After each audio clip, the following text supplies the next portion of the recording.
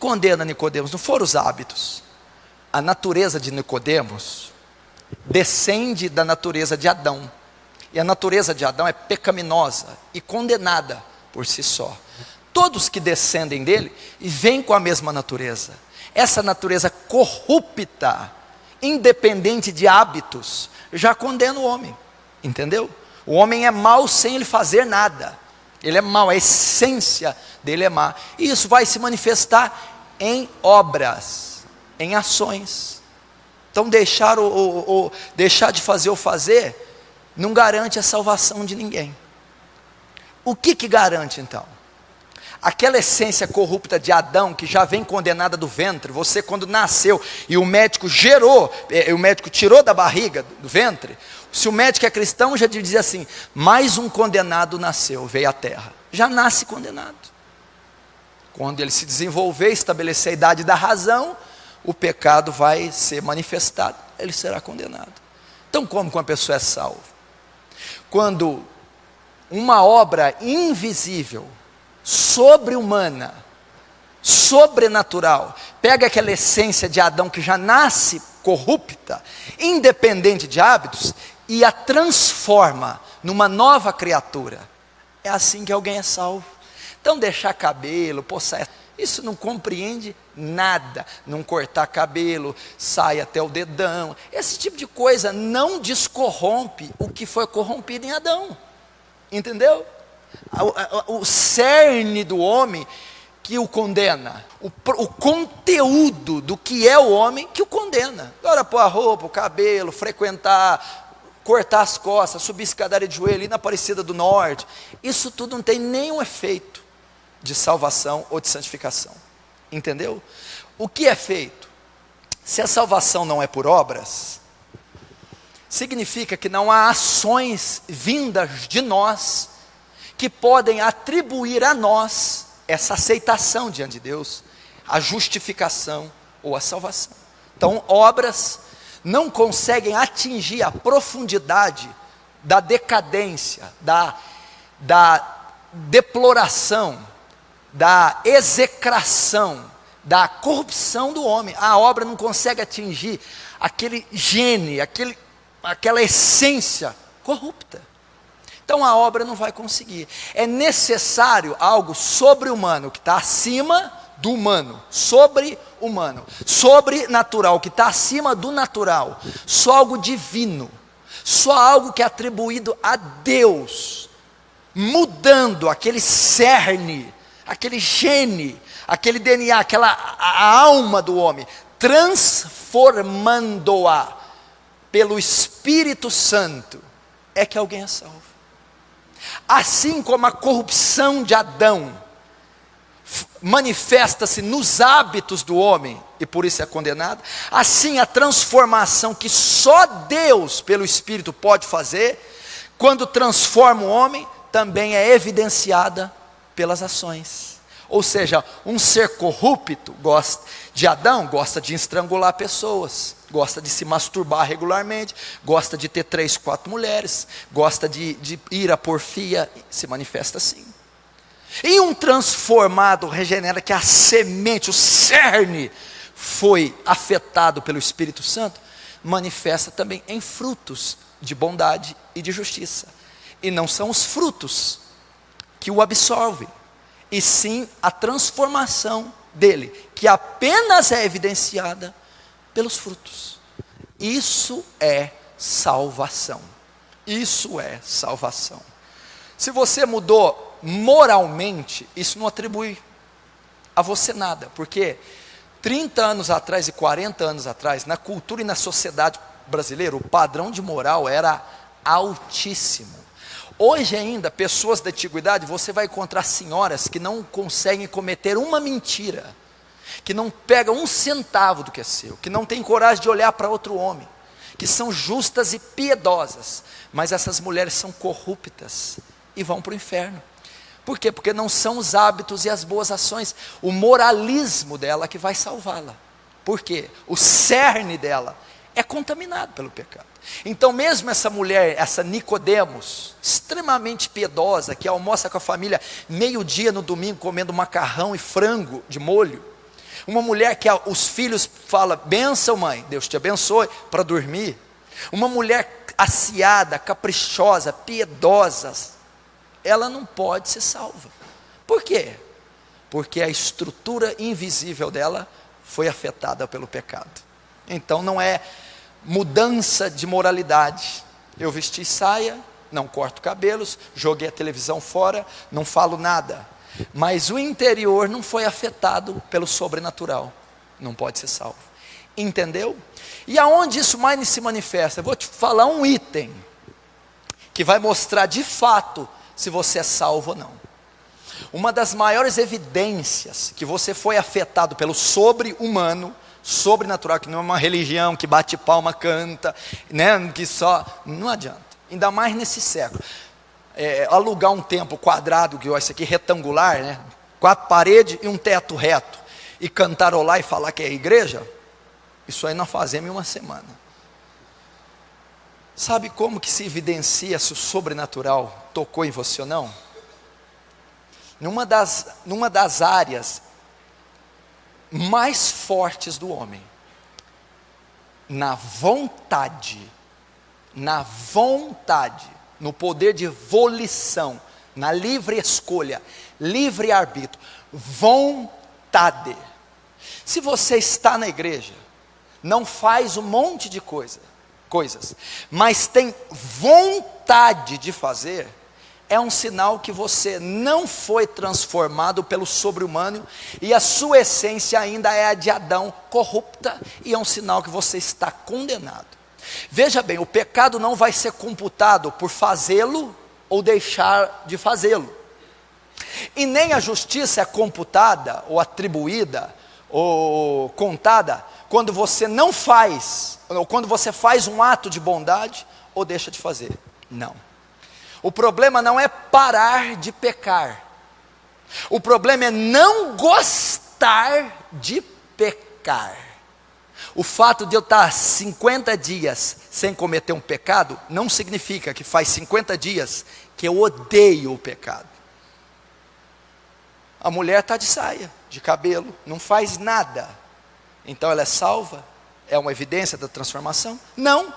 A evidência é se ela não gosta mais de fazer, não se ela deixou de fazer, porque ela pode ter deixado de fazer, mas ainda gostar de fazer. A vontade não foi afetada. Não assisto pornografia, não fico com menina, não uso roupa natural. Mas morro de vontade de fazer, mas não faço porque é pecado. Pastor, olha, a gente vai para o inferno. Não foi transformado. É legalismo, é farisaísmo, é islamismo, é budismo. Entendeu? A pessoa não adianta. Então ela mudou padrões, ela elevou os padrões morais, só. Mas o cerne, por exemplo, eu era ímpio, eu adorava cachaça, eu adorava pornografia, atingir o orgasmo de maneira ilícita, chegar no ápice do prazer. Eu gostava de baladas, eu gostava de ser ovacionado, enaltecido, glorificado, meu alter ego, gostava. Se eu converti, se eu fui tocado pelo poder do Espírito Santo, e o meu cerne adâmico mudou, eu não só deixei de fazer, eu abomino pornografia, eu não gosto, eu abomino o seu centro das atenções, eu abomino sexo ilícito, eu não gosto mais. Eu não só deixei de fazer, eu não tenho mais prazer. Agora, se eu deixei de fazer, mas ainda gosto, eu não me converti. Não aconteceu nada. Parar de fazer não é sinal de mudança. Mudança é parar de sentir desejo pelo corrupto. Por quê? Porque a conversão, o que ela significa? A troca das naturezas, a inversão das naturezas, o câmbio das naturezas. Na cruz, o que Cristo fez? Assumiu nossa natureza, se fazendo pecado, correto? Então essa podridão que somos nós, foi lançada na cruz. Na nossa conversão, nos apropriamos da sua natureza, através do Espírito Santo. Como é que alguém pode deixar de gostar desse tanto de coisa que você falou? Quando atingimos a natureza de Cristo, numa conversão genuína, Cristo gosta de fumar, Cristo tem prazer na mentira, falcatrua, fraudar, olerite, mentir, picareta, trambiqueiro, safado. Não tem jeito. Nós trocamos de natureza, a nossa corrupta foi com Ele, a divina moral passou para nós. Se isso não aconteceu, e a trombeta soar agora, nós vamos ver quem vai e quem não vai.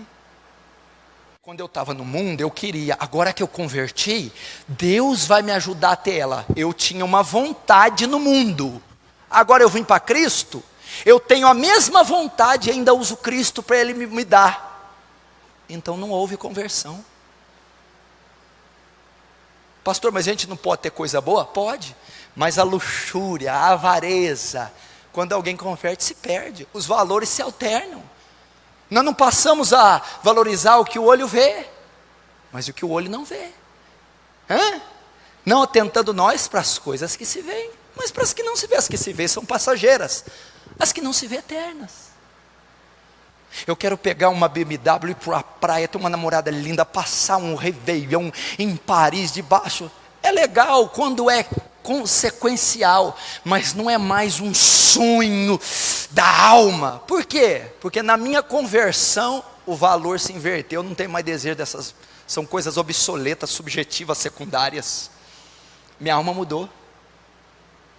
Eu não consigo ser um devasso mais, um imoral, um iracundo, insubmisso a pai e mãe, desobediente a marido, frio, grosseiro. Entendeu? Vontade. Está dentro da igreja? Está buscando a Deus para realizar os desejos que tinha no mundo, as vontades que tinha no mundo? Não houve conversão. Quando que a conversão se evidencia? Quando alguém evangeliza você, quando você ouve a pregação do evangelho, vem a um culto, e algo sobre-humano, independente do pastor, da congregação, do modo denominacional, algo invisível, sobre-humano, genuíno, puro, sacro, toca no cerne do seu ser. Uma convicção da sua depravação vem a você, uma convicção que você está caminhando por uma vereda nociva, por uma vereda sombria e escura, uma vereda que levará à morte. Quando vem uma convicção que seus hábitos são todos nocivos, maus, quando você tem uma convicção que necessita de mudar de pensamento, visão, hábitos, ações e principalmente a vontade, e quando esse sobre-humano toque, você sente o desejo de deixar aquilo, muda seus valores, é acometido por algo invisível, quebranta-se, chora, prantia e deseja imediatamente uma mudança de vida. Isso é conversão. Se isso não aconteceu, é catolicismo sem margem. Ou você pode ir para aquela outra, muçulmano, usar uma touca de crochê, um kippá, ser um judaizante. Essa é a diferença do cristianismo. Essa é a diferença para as outras religiões. Se não houver novo nascimento, se a essência de Adão não for acometida pelo sobrenatural de Deus, estamos todos perdidos. É isso. Aí Paulo, escrevendo aos Coríntios, diz assim, para você saber, estou pregando por irmão aqui não, ou para aquele, fala Deus com a moça, não, é fala com você, porque cada um dará conta de si mesmo no dia do julgamento, não é da tua esposa, do irmão lá de trás, do desviado, é você. É você. As intenções do coração serão julgadas. As intenções. Então, voltando àquela parte da vontade. Veja só, olha como é que é simples o evangelho. Porque vocês da igreja moderna, é tudo judaizante. é óleo ungido. Quantas vezes Jesus usou óleo ungido, igreja? Lê, vai, busca no Evangelho. Paulo e as cartas. O Velho Testamento não é compêndio doutrinário para a igreja. O fim da lei é Cristo. Ritualismo, coisas físicas, palpáveis, não funcionam na graça. É só coração na graça, meu filho. Não unge carro, um óleo em cima de um carro. Primeiro, o óleo, uma substância inorgânica. Carro, outra substância inorgânica. O que tem de místico entre um e outro? É um carro, uma lata velha. E o óleo é outra coisa subjetiva. O que um vai fazer para o outro? Isso não existe. Ungir carro para o carro ficar santo. O motorista tem que criar vergonha e dirigir com prudência. É isso. Tem nada a ver, isso é ridículo, isso é bruxaria, misticismo, neopentecostalismo. Como é que é a ótica da graça? Qual que vale mais, ungir o carro ou o motorista que estiver dirigindo ser santo e obediente a Deus? Qual que vale mais, ungir o carro ou ter carteira de habilitação e ser prudente no trânsito? Então não tem, a unção não quer dizer nada.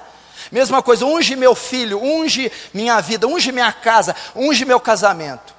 O marido e a esposa ser prudentes, obedientes, retos e honestos, ou o óleo em cima da pecaminosidade? O cara é safado, sem vergonha, eu vou ungir. O que vai mudar?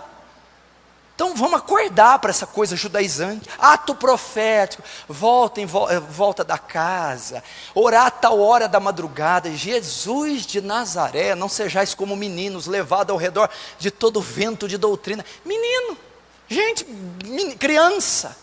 Não tem nada disso. Entra no teu quarto, dobra o joelho, acabou a parada. É ali que resolve a parada. Não tem mais conversa. Lê teu livro sagrado e não tem mais conversa. Então voltando, olha como é que é a graça simples. Como é que você vai ser julgado?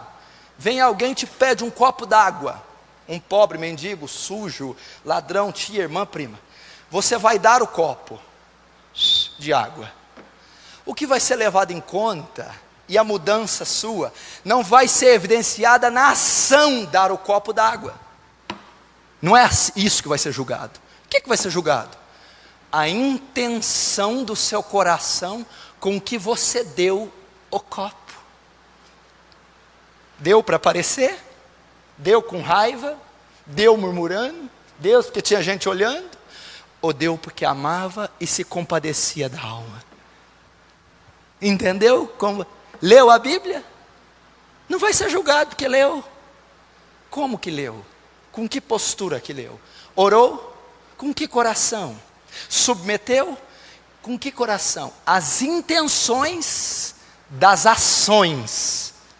Por isso que obra não salva. Entendeu? Dei 1 milhão de cesta básica ali no Berbel, ali no Alonso. E daí, com qual propósito?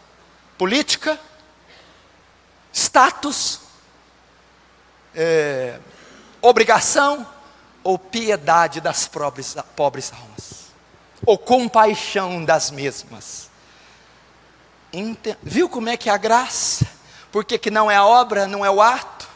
Por isso que Jesus condenou os fariseus. Por isso que a gente chama algum irmão, você é fariseu. Por quê? Você está fazendo, mas a intenção desse fazer é errada. É errada. Isso é farisaísmo. Não são as ações. Deus, e não importa quanto você ofertou, dinheiro, o que você fez. Nada disso é relevado. E sim a intenção com que você fez. Isso é graça. Por isso que Jesus fala daquela oração do publicano, do pecador, qual que foi justificado. Ele fala das esmolas, não toquei trombeta quando dá, não sabe a mão direita, a esquerda que fez a direita. E vai. Quando os irmãos ofertaram, e a viúva pobre veio, não pode dar mais, papapá. Jesus parou. Vocês deram muito, mas vocês deram do que sobraram. A intenção de vocês foi um sacrifício coxo. Vocês deram o resto. Essa mulher da profunda pobreza deu com sentimento piedoso, deu com graça. Ela está justificada. Você entendeu? E a conversão, ela faz o quê? Que as nossas ações mudem. Mas faz com que as intenções das ações mudem mais ainda. Agora eu não dou como eu dava antes. Antes eu dava com descaso, indiferença e por burocracia. Hoje eu dou com a intenção de ver o alívio daquela pobre alma. Hoje eu dou porque eu me compadeço com essa inferioridade social. Eu dou porque eu olho naquela pessoa e vejo a imagem de Cristo e o meu irmão, o meu semelhante, necessitando de ajuda, num estado de precariedade total. Isso é conversão. O que tem? Como que faz para converter? A Bíblia diz assim, quando Jesus pregou o primeiro sermão dele: arrependei-vos e credes no Evangelho. Talvez metade do que está sentado aqui é tudo ímpio, nunca converteu, está aqui frequentando a igreja, não converteu. E se eu ensinar princípio para ímpio, como é que ímpio cumpre princípio que só crente? A Bíblia foi escrita para crente. Como é que bode vai fazer o que foi confiado à ovelha fazer? Como é que trigo vai fazer, joio vai fazer aquilo que foi confiado para trigo? Agora você está entendendo porque alguns não vão? Eu não consigo amar o próximo, não consigo ser santo, não consigo pôr aquela roupa, eu não consigo deixar de sair, por quê? Porque é joio. Joio não consegue fazer coisa que é só trigo que faz. Bode não faz coisa que foi restrito para a ovelha foi transformada, tem valores, vontade, mudou, tem outra mente, mudou tudo. Então a ovelha submete a doutrina e princípio que foi destinado para a ovelha. Agora você está entendendo por que tem gente que não adapta ao perfil bíblico? Porque é bode, é ovelha, é joio. O que compreende ser bode e ser joio?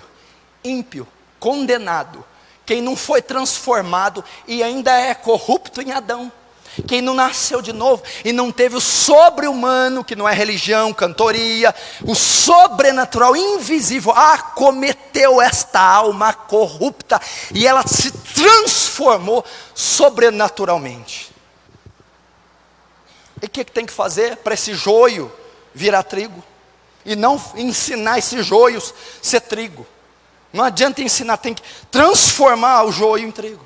Pegar esse bode e transformá-lo em ovelha. Não levá-lo a ser ovelha, não vai ser.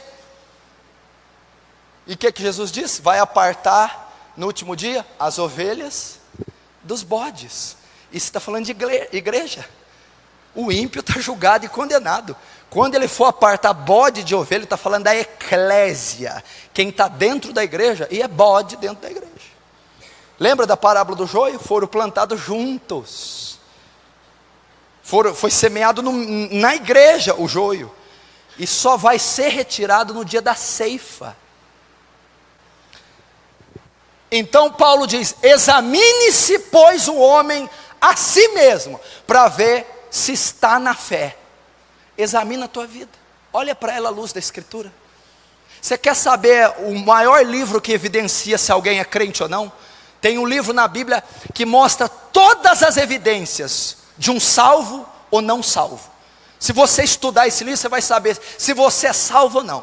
É a primeira carta de João, 1 João. Lá mostra as evidências de um verdadeiro salvo e de um verdadeiro não salvo. Se você atingir, se você atender as necessidades de 1 João, você é salvo. Se você não atender às exigências daquela carta, você não é salvo. 1 João. E lá dá algumas características, eu vou te dar.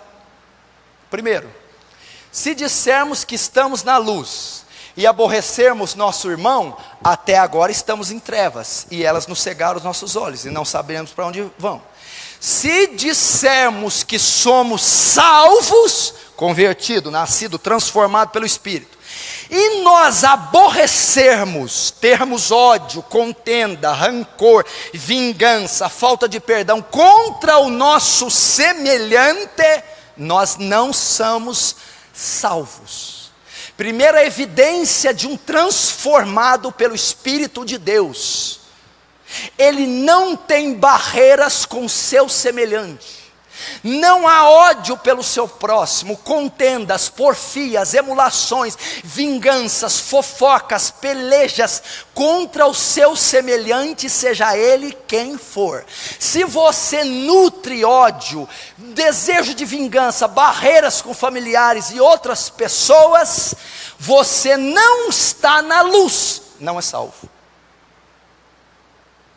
Segundo, o que é nascido de Deus não peca. A Bíblia diz isso. O que é nascido de Deus não peca e o maligno não toca. Segunda evidência, não tem o pecado como prática de vida. O que é nascido de Deus, o que é salvo, o que vai ser salvo no arrebatamento, o que vai para o céu, não tem o pecado como estilo de vida, como habitual. Um salvo peca, um salvo cai, um salvo falha, mas é habitual, é prática, é estilo de vida o pecado. Não pode, impossível, não tem jeito. Um salvo não mente regularmente. Um salvo não contende regularmente. Um salvo não tem lugar para rancor. Um salvo não é imoral, não pode ser, é impossível, não tem jeito. Porque a mente dele é a mente de Cristo, e a mente de Cristo não é imoral. Um salvo não tem rancor, ressentimento, ira. Porque o coração dele detém o fruto do Espírito. Não tem o pecado. É salvo, mas é sensual. É salvo, mas é caloteiro. É salvo, mas é desonesto. É salvo, mas fornica. É salvo, mas é pornográfico. É salvo, mas fala palavrão. É salvo, mas não é salvo. Não é salvo. Nunca viu o Espírito Santo na vida. Está enganando a si próprio. E no dia do juízo vai tomar um tapa na cara e vai ser lançado de cabeça para baixo para o largo ardente de chamas. Não é salvo, bem, é missa que você faz, é missa, é nome do Pai, é frequentar um cubículo, um lugar quadrado desse. Não teve uma natureza que virou do avesso e foi descorrompida pelo Espírito de Deus. E engana-se você que acha que pecado é adultério, fornicação e pornografia. Eu não estou nessa linha. Nicodemos não tinha qualquer evidência desse tipo de pecado. Orgulho, pessoa altiva, autossuficiente, soberba, austera, arrogante. Pecado. Como é que um filho de Deus, aprendei de mim, Jesus, que sou manso e humilde de coração. E se o manso e humilde de coração é a marca da natureza de um salvo, o arrogante não é salvo. Não tem o pecado como prática de vida. Não pode mais pecar, a natureza mudou. Eu vou dar um exemplo aqui do nosso guitarrista. Há 5 meses atrás, esse jovem tocava numa banda do mundo. Ele tocava músicas de rock como Ozzy Osbourne, Guns N' Roses, Pink Floyd, Iron Maiden. Ele era católico praticante. Um dia ele foi convidado a um culto e ele ouviu o evangelho da graça e o julgamento de Deus contida nesse sermão. E aquilo impactou, penetrou nas entranhas dele. Era uma pessoa que tinha uma vida devassa, que tinha o pecado como estilo de vida, a mentira como estilo de vida, a injustiça como estilo de vida, e tinha prazer na injustiça. Mas quando ouviu o evangelho da graça e o sobrenatural penetrou nesse coração, começou a haver uma mudança.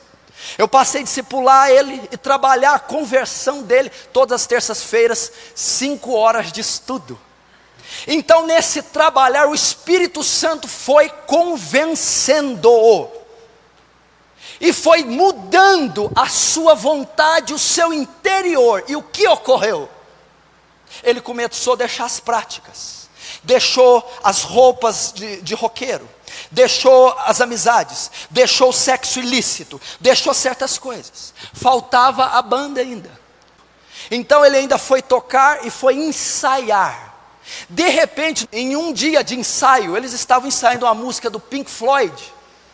E durante esse ensaio, tocando essa música, ele começou a sentir depressão. sentir mal, sentir nojo da música, nojo do ambiente. Olhou para o céu dizendo: Deus, o que eu estou fazendo aqui? Não tem ninguém aqui, Senhor, pensando no Senhor. Quando a conversão dele se evidenciou, não foi quando ele deixou de fazer, não foi quando ele veio para a igreja, foi quando aquilo que ele amava, Pink Floyd, rock and roll, depravação, pecado, depois de ouvir o evangelho, de ser tocado pelo sobrenatural, ele passou a odiar, sentir depressão. Isso é conversão. Mudança da vontade, dos pensamentos, dos desejos e também dos hábitos. Deixou de ir na igreja católica, deixou de participar de missas, porque eu disse: quem oferece sacrifício a ídolos, oferece aos demônios. E aquelas hostes, aquele pão da Eucaristia católica, poderia estar sendo consagrada aos demônios. Ele foi acometido de temor e nunca mais tomou essas hostes. Deixou todas as práticas, se batizou e hoje tem um ministério na igreja, porque não agregou valores e não trocou de denominação, mas o sobrenatural pegou uma alma corrupta em Adão, que amava os deleites nocivos, pecaminosos, e a fez abominar a mesma coisa que outrora amava. Isso é conversão. Isso é conversão. Isso é conversão. E se eu dizer para ele: vai lá, toca, vai lá, canta, vai lá, toma hoste, vai lá, faz o que é, ele vai dizer: eu não posso, eu não gosto mais, eu não consigo mais, eu não posso fazer, porque está escrito: colocarei o meu temor nos vossos corações, para não se apartarem de mim. Isso é conversão.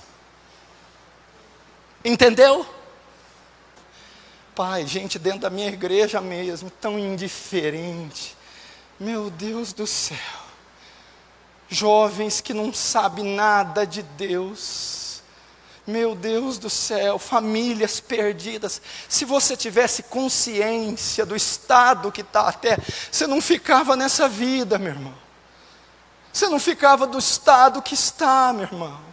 Meu irmão, é uma curva, meu irmão, uma passagem de nível sem barreira, tu capota e adeus para a esfera terráquea, meu irmão. Adeus, meu irmão, uma veiazinha entupida, um infarto fulminante, um derramezinho, e você entreva até morrer e definhar. Aí é tarde demais, igreja. A Bíblia diz que a nossa vida é como um vapor que esvanece. A Bíblia diz que nossos anos passam como um conto ligeiro, é muito rápido. Billy Graham disse: em toda a sua caminhada, o que o senhor tem para deixar, Billy Graham? A brevidade da vida. Eu nunca achei que ela ia passar tão rápido. Outro dia você tinha 15, 12, 25, 30, olha hoje, irmão. Está passando e os anos estão aí. E a Bíblia diz que o último inimigo a ser vencido é a morte, mas ele ainda não foi vencido. Como um buraco negro, ele está tragando crianças, adolescentes, jovens, adultos e velhos, levando-os para o sepulcro, matando. Leonard Ravenhill disse: a coisa mais séria que temos que tratar são com as almas eternas. Sabe quando você fica esperando um exame se é positivo ou negativo? Sabe quando você fica à mercê de um processo se vai dar condenação, absolvição? Não deve ser esse sentimento que rege o seu coração diante do trono, da trombeta, suando, e você pondo a roupa bem: esposa, tarde demais. Filho, a mamãe vai amanhã, filho, o papai vai. Tarde demais, papai.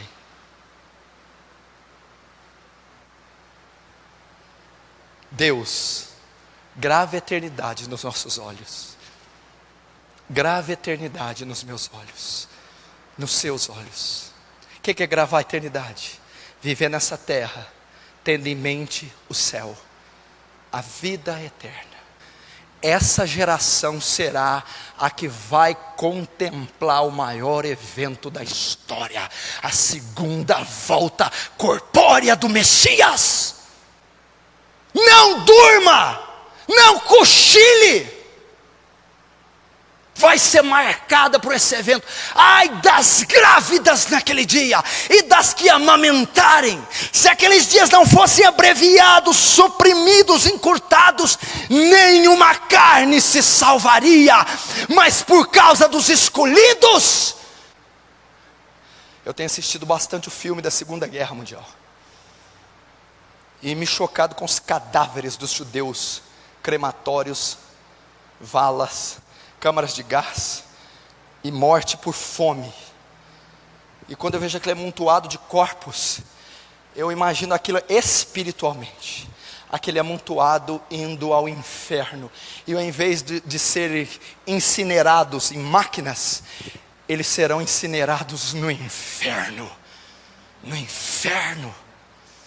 Você vai sair hoje? Vai para a baladinha ainda, não vai? Vai fazer uma maracutaia ilícita?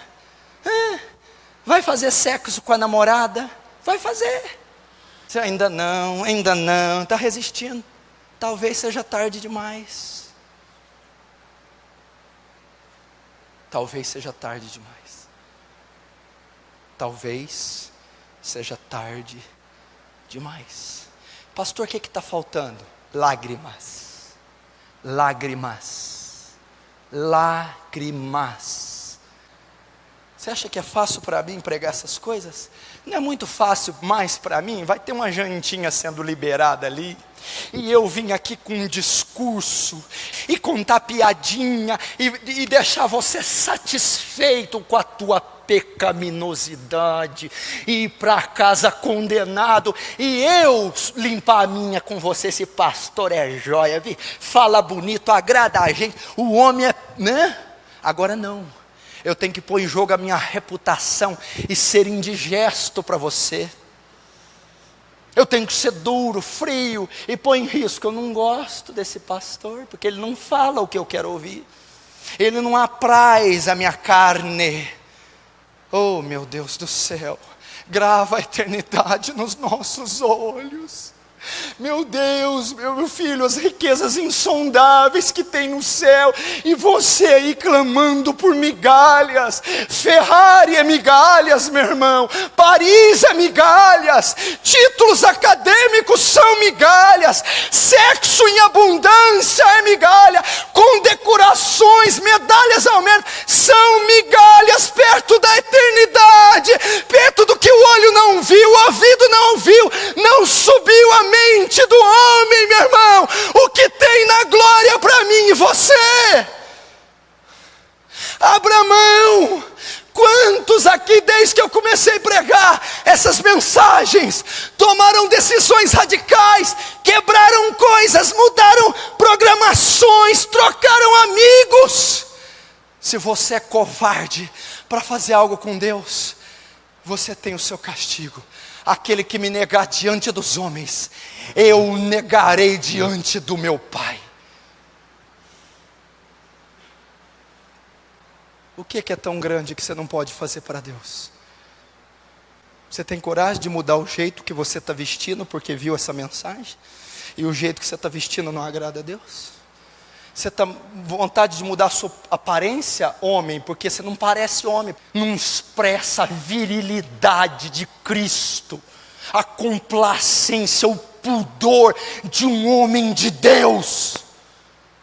Você tem coragem do jeito que você está aí num hospital e orar para uma senhora que está com câncer? Você vai matar ela se você chegar lá assim. Ai não, isso é muito pesado. Você está entendendo, meu irmão? Nós necessitamos disso. O Espírito Santo tem que mexer conosco. Deus tem que trabalhar. Pastor, por que você está insistindo nesse tipo de mensagem? Porque eu estou insistindo que o bode se transforme em ovelha. Porque eu estou pedindo que o sobrenatural venha e pegue aquele joio condenado e sobrenaturalmente o faça um trigo salvo. Eu estou pedindo para aquele coração de aço, pedra, titânio ser penetrado por Deus e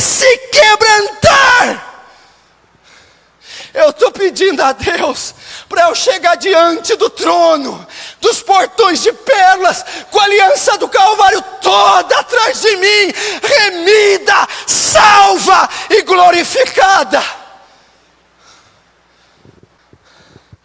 Olha para a tua vida. Primeiro, a nossa vida. Segundo, a do nosso semelhante.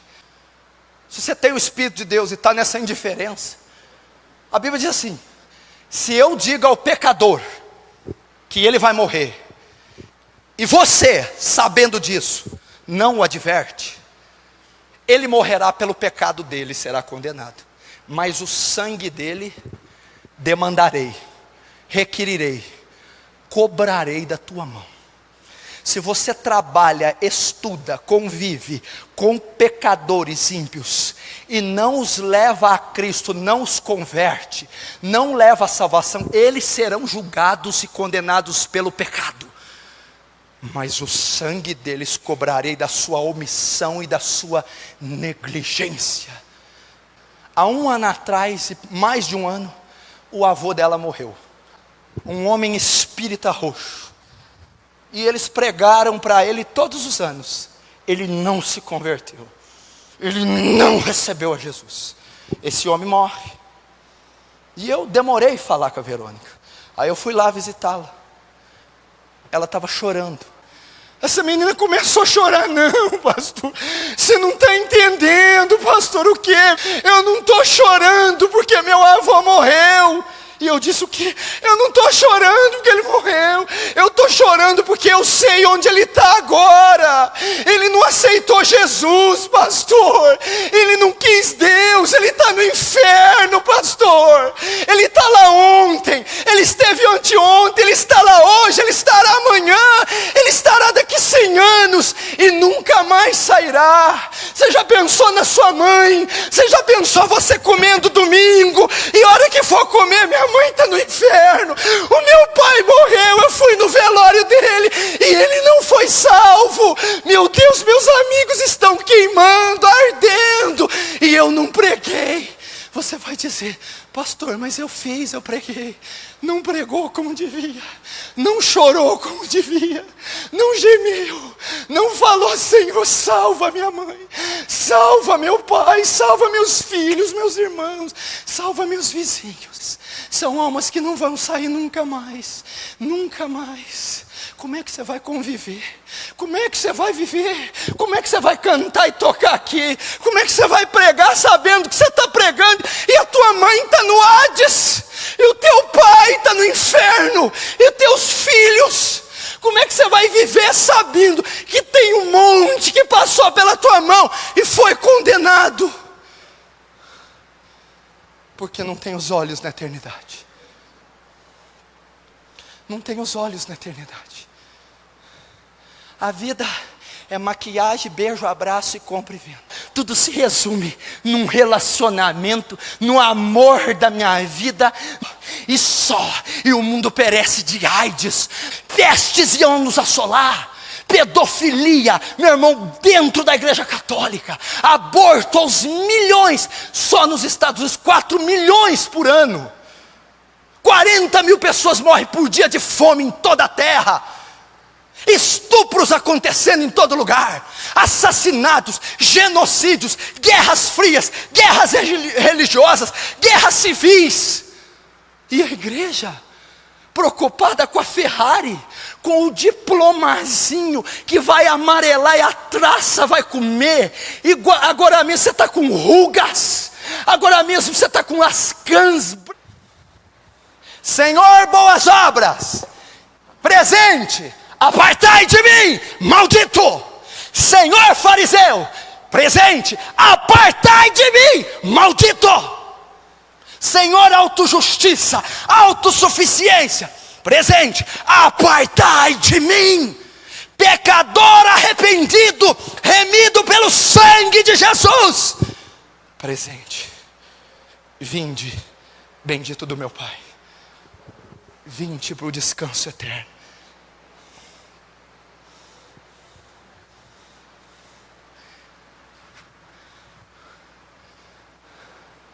Vamos acordar. Busca saber na crise do Oriente Médio. Israel, Rússia, Irã. Busca os sinais da natureza. Teve um terremoto agora nas Filipinas. Agora. Busca sobre os evangélicos. Veja as bizarrices que esses filhos de Satanás estão fazendo em nome de Deus. Vê o que eles estão fazendo. Olha na natureza. Olhar para a figueira, Israel. Olha para o Vaticano e para o islamismo, as duas maiores potências religiosas do globo. Veja o que eles estão tramando. Você vai ver que Jesus está às portas. Você vai ser acometido de temor. Você vai mudar seu conceito. Meu irmão, quando eu vim para Jesus, eu andava com as pessoas mais ricas dessa cidade. Os filhos dos donos de tudo que você imaginar. Nós fazíamos churrasco de segunda a segunda, piscina, jogos. Andava em carros importados, passeios e festas das mais. Conhecia todos os drogados e malacos dessa cidade, porque eu também andava com a classe C e D. Era um devasso. Quando eu converti, esse povo levou um choque. A minha conversão foi tão abrupta, tão contundente, foi uma transformação tão radical, que esse povo achou que eu estava louco. Eu mudei tudo. Eu deixei tudo e todos. Eu nunca mais fui uma balada, nunca mais fumei um entorpecente, nunca mais ingeri álcool, nunca mais me prostituí, nunca mais fiz coisa alguma. Mudei minhas vestimentas, meu linguajar, meu cabelo, os lugares que eu frequentava, as amizades, meu coração, meus valores, minha vontade. Eu sumi. Nunca mais, 13 anos, que com o dedo de fogo ele escreveu suas leis na minha alma, nas tábuas do meu coração. Já estive cansado, desanimado, até pensando em desistir da obra. Mas do homem de Nazaré, jamais, jamais. O que você vai fazer? O que você vai fazer?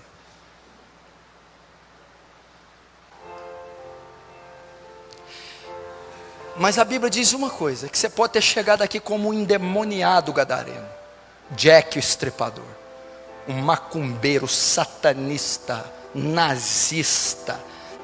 Você pode ter chegado aqui com o homem mais truculento, vil que possa haver. Mas a Bíblia diz, meu irmão, ainda que seus pecados sejam vermelhos como a escarlata, eu os tornarei brancos como a neve. Ainda que sejam vermelhos como o carmesim, eu os farei alvos como a lã. Meu irmão, há esperança para nós ainda, antes que seja tarde demais. Você está vivo, meu irmão. Meu irmão, será que essa mensagem não é suficiente para quebrantar? Eu não posso fazer mais do que isso, eu não tenho condição de fazer mais do que isso, mas eu quero ver a sua alma salva, como David Brainerd. Eu quero chorar para a sua conversão. Oh Deus, mande pecadores ao Salvador.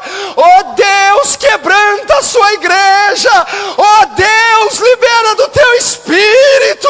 Oh Deus, salva essa igreja, salva essa multidão. Deus, tem misericórdia de nós, Deus. Espírito Santo, só você pode levá-los à fé, só você pode levá-los ao arrependimento, só você, Espírito Santo, só você, feche os seus olhos. Só você. Só você, Senhor. Espírito Santo, age agora. Espírito Santo, age agora. Espírito Santo, leva eles a se arrependerem, convence-os do pecado. Meu irmão, se Deus não mostrar para você o quão depravado você é, não adianta. Se você não fizer como Isaías, ai de mim, que vou perecendo. Sou um homem de impuros lábios, ai de mim. Senhor, mostra a tua majestade a esse povo. Espírito Santo, mostra o coração deles. Espírito Santo. Oh, Espírito Santo. Examine-se, pois, o homem como um flash, Espírito Santo.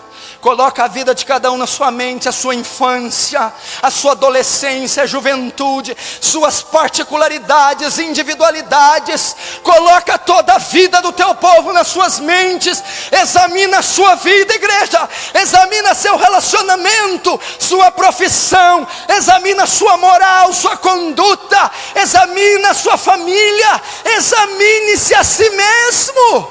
Eu quero que você se ajoelhe, feche os olhos e entre na dimensão do trono de Deus, e diante daquele trono derrame sua lamentação, os seus pecados, peça para a convicção de tomar, e diz: purifica minha alma impura, perdoa minha iniquidade que ultrapassa o céu, salva-me, Deus.